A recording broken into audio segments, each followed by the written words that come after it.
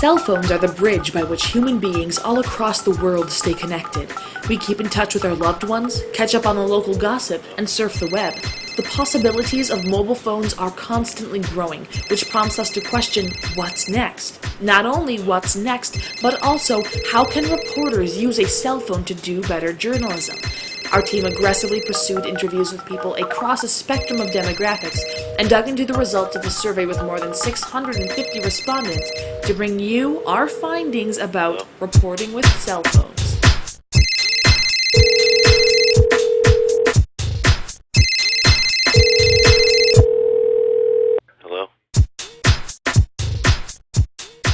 Our goal is to analyze how journalists currently use cell phones to report news and how newsrooms produce content for the mobile phone. Also, we wanted to take that analysis and use it as a model to predict how cell phones will play a role in news production of tomorrow. We observed 2 focus groups, completed secondary research on current mobile phone usage, conducted 8 journalism-related interviews about cell phones, and analyzed the survey. We started out with 2 basic hypotheses. First, we thought journalists are currently not using cell phones to their full potential. And second, we thought newsrooms will expand their emphasis on mobile news content. Our research proved our first hypothesis. Journalists are not, in fact, using their cell phones to their full potential. However, our second hypothesis can only be analyzed with current trends. But we have found that the U.S. news industry has a long way to go before mobile news content really takes off. Survey says? Well, it says a lot of things. As part of our research, we surveyed over 600 people, with the emphasis being cell phones and journalism. With our group's particular focus on cell phones and reporting, we singled out journalists and journalism students. That left us with 47 journalists and 110 journalism students.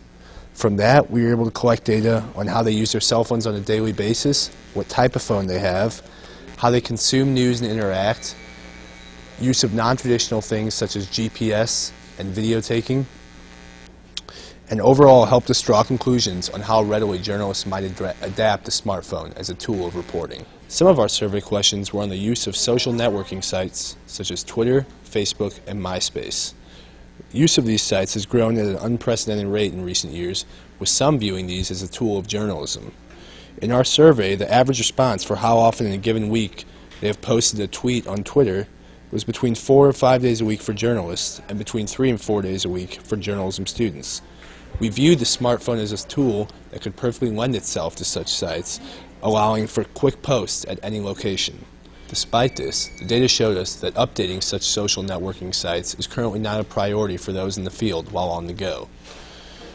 The average response as to how often in a given week they update these sites from their cell phones was never, or infrequently, from both journalists and journalism students.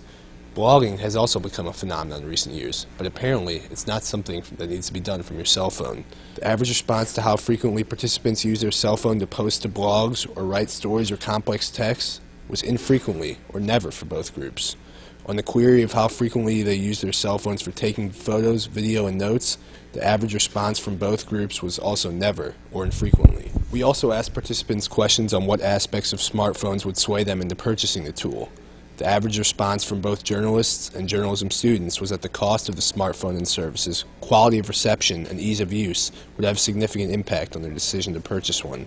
For journalists and journalism students, the average response was that the phone's storage capacity, number of available applications, ability to record audio, and quality of audio output, still and video cameras, word processing ability, and image editing would have very minimal impact on their decision to purchase a smartphone.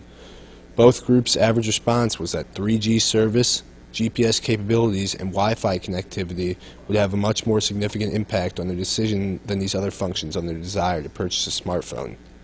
Both groups responded that they considered the cell phone to be a very important tool for their work life. From the data, we also concluded that the cell phone, in addition to its basic function of communicating with others, some have begun to use it to consume news and would embrace additional tools such as GPS navigation. It does not seem, however, that journalists are ready to ditch their computers, recording devices, cameras, and other such tools for the smartphone. As newspapers continue to decline and blogs continue to grow, freelance journalism could grow as well. Smartphone could be a valuable tool for such one-man army reporting. The data shows, however, that for this to take place, the phone must first be seen as reliable to use, perceived as more than just a communication device, and of a reasonable price. Although we conducted a survey with more than 650 respondents and 8 in-depth interviews with people specifically about the topic of reporting with cell phones, our results are not airtight. Of the 665 survey respondents, only 157 identified as a journalist or journalism student. This is not to say that people who identified as something else cannot report through citizen journalism or blogging. However, if we had a larger sample size of journalists and journalism students, our results would be stronger. We do feel, however, that with the numbers we did get, we can provide solid recommendations about cell phones and journalism, which leads us to our final results. Of the overall survey respondents, meaning not just those who identified as journalist or journalism student, 72% say they have not browsed a news publication website or received a news alert via their cell phone within the past 7 days. Also, 75% say they have not posted a tweet via Twitter within the past 7 days as well. 40% of 615 respondents on this particular question say that they have a smartphone. And of those 60% who say they have a dumb phone, the majority of them say they will not upgrade to a smartphone in anything less than 6 months, which means that this 60-40 split doesn't look to change anytime soon. All of this to say that as far as news collection and dissemination, cell phones have quite a ways to go. Our recommendation first to media corporations is to promote cell phone news extras just as much as website extras on newscasts. Frequently now, listeners and viewers are urged by news outlets to visit stations' websites for more information. If attached to that were a recommendation also to visit the news outlet's mobile site for unique features on the go, we believe more consumers of news would turn to their cell phones. Another recommendation to all media outlets is to make and test mobile websites for a variety of platforms. For the iPhone, yes, but also for the BlackBerry and for dumb phones with limited internet capability. We don't think there is a one-site-fits-all when it comes to sites for cell phones. Each model has slightly differing needs. The Facebook mobile site on the iPhone, for example, is a simplified version of the full site.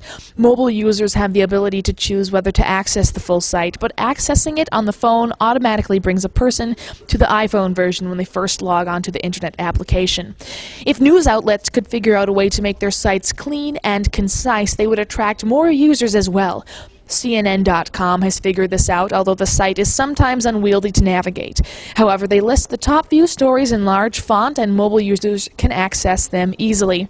For reporters, we recommend finding an on-the-go hook to present to your readers, viewers, or listeners. A story about a city council election, for example, could have an on-the-go feature for the mobile site where each ward or district is laid out on a map. And depending on where you are in your city, your phone's GPS could tell you which district you are in and who the candidates for that area are. Also, journalists can enhance the credibility of their stories by using cell phones on their reporting shifts. A journalist can mention in her story how her phone gave her certain information on the spot. For example, if a journalist is doing a political story at the Capitol, she can mention that as the House was voting on a bill, she received updates via the House Twitter account and relayed those updates to the viewers, listeners, or readers. Our group is specifically interested in researching more about developing programs for reporters out in the field. Could a voice-to-text program, for example, be refined to the point where interviews can be automatically, immediately, and accurately transcribed? Will we one day see a time when reporting with a cell phone is not only feasible, but the standard? These questions and more leave the door open to cell phone research, and who knows where one day cellular technology will take us.